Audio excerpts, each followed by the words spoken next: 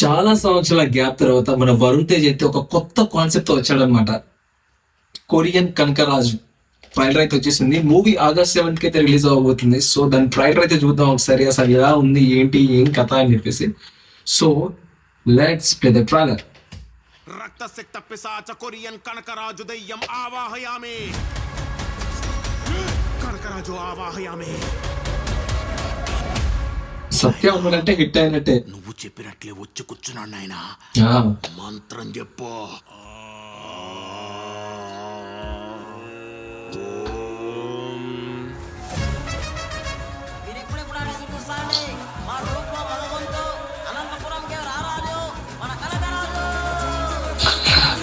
కనకరాజు పెనుగొండలో మీ అంతటి పెనుమామ యాపొద్దు చూడలేదు మేడం.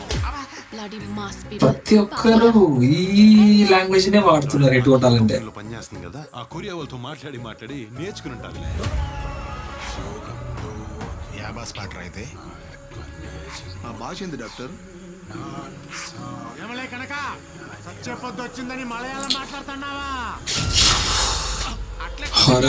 ఏందో ఒకటి చెయ్యి. ఏందిరా చేసేది? నేను చెప్పేది దానికి అర్థమైతాను లేదు, అది చెప్పేది నాకు అర్థమైతాను లేదు. Communication gap రాపాయ.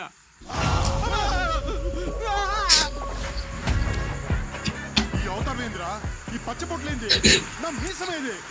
జాతరలో కోడి పుంజం తయారు చేసేట్టు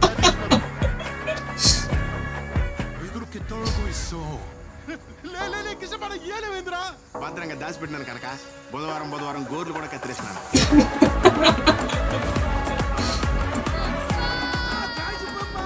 మీ సన్న మనోడు అనుకున్నాను సార్. ఎవడా నువ్వు? ఎవడ్రా వీడు బిగ్ బాస్ కంటెస్టెంట్ మాట్లాడుకుంటాడు? బిగ్ బాస్ కంటెస్టెంట్ అనుకుంటున్నట్టు.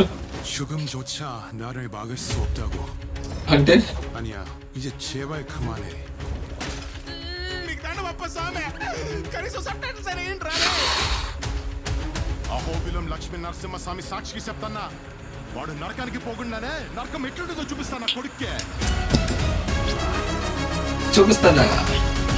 స్లాంగ్ అందరు డిఫరెంట్ వాడుతున్నారు. ఇదే అయితే వాడికి కూడా తెలియాలి నేను ఎలాంటి వాడినా అని.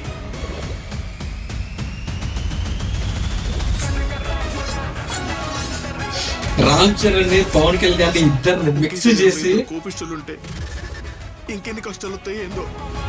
ఇద్దరిది వాడుతున్నాడు. ఇద్దరు స్వాగ్ ఉంది మూవీలో.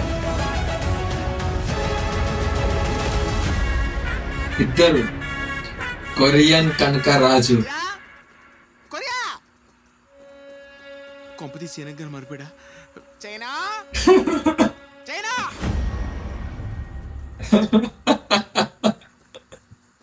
కొరియానే కలిపి.